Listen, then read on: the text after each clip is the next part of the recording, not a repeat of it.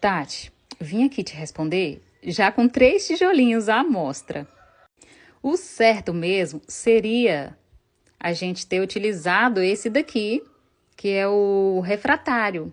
Ele é recomendado para suportar altas temperaturas, né? E garantir a durabilidade da lareira, do fogão a lenha, que foi o nosso caso aqui. A gente colocou esse refratário no nosso fogão a lenha na parte interna e aqui nessa parte externa que geralmente a lenha vem queimando, né? Para poder não atingir aqui a pedra.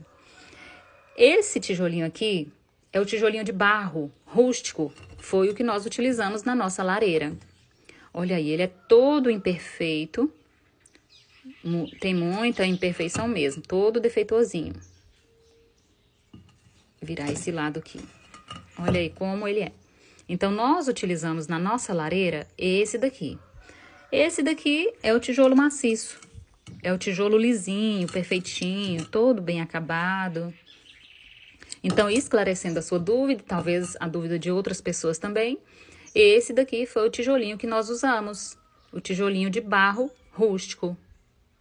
Como a gente não obedeceu às recomendações de usar o refratário, depois eu volto para dizer para vocês, né, após estrearmos a nossa lareira, se realmente esse daqui resistiu. Porque imagino que vai haver trincas, né?